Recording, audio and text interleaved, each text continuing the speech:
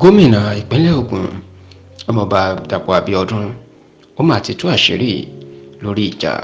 tí òun àti gómìnà tó gbàjọba lọ́wọ́ ẹ̀yìn gómìnà Ìbíkúnlé Amósùn tí wọ́n jọ ń jà o. Tọkùnrin náà sì jẹ́ kó di mọ̀ wípé ìjà tóun àti Amósùn jà ìjà tó ṣe pàtàkì tó jẹ́ wípé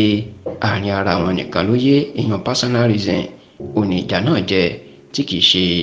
ìjà tó jẹ́ pé ó ní ṣe pẹ̀lú òṣèlú púpọ̀ jù tàbí ètò ní ṣe pẹ̀lú táwọn èèyàn tí wọ́n lè mọ̀. Ẹ rántí pé látìgbà tí sẹ́nẹ́tọ̀ Ìbíkúnlé Amósùn tó ti fẹ́ kúrò níjọba ìpínlẹ̀ Ògùn lọ́dún 2015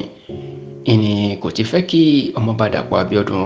kó gba ìjọba lọ́wọ́ ẹ̀, ṣùgbọ́n tí Dàpọ̀ Abíọ́dún tó gba tíkẹ́ẹ̀tì ẹgbẹ́ òṣèlú APC èyí tó jẹ́ kí gómìnà Ìbíkúnlé Amósùn kó gbé olùdíje míì kalẹ̀ nínú ẹgbẹ́ òṣèlú APM ìyẹn ọ̀nàrẹ́bù Abdulkadir Akínládé, ṣùgbọ́n tí Dàpọ̀ Abíọ́dún tó padà lu Amósùn àti olùdíje papọ̀ nígbà tó di sáà kejì ìyẹn ètò ìdìbò oṣù kejì ọdún yìí, níṣẹ́ ni Dàpọ̀ Abíọ́dún ló tó lu Amósùn àti gbogbo àwọn tó ṣiṣẹ́ fún, pàápàá ọ̀gbẹ́ni Bíyì Ọ̀tẹ́gbẹ̀yẹ tó jẹ́ olùdíje fún ipò gómìnà lábẹ́ ẹgbẹ́ òṣèlú ADC ní ìpínlẹ̀ Ògùn. Látìgbà náà àjọṣepọ̀ àárín Amósùn àti Dàpọ̀ Abíọ́dún kò gún régé, tó sì jẹ́ pé iná àtẹ̀tù ni wọn kì í fẹ́ fojú kanra wọn. Nígbà tó ń sọ̀rọ̀ lórí tẹlifíṣàn Channels TV, Dàpọ̀ Abíọ́dún jẹ́ kó di mọ̀ yìí pé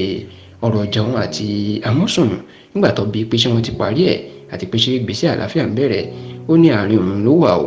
kò sí nǹkan tó kan èèyàn nípa ọ̀rọ̀ náà, àti wípé bóun àti Amósùn ṣe ń jà kò dín nǹkan kan lọ́wọ́ nínú ìdàgbàsókè ìpínlẹ̀ Ògùn. Ó ní tó bá jẹ́ pé ìjà wọn yóò fa ìdàgbàsókè ìpínlẹ̀ Ògùn sẹ́yìn ni níṣe inú ò bá wà nǹkan ṣe sí i, ṣùgbọ́n oníjà náà kò ní ìtumọ̀, kò sì ṣe nǹkan kan lórí ìdàgbàsókè ìpínlẹ̀ Ògùn rárá àti rárá.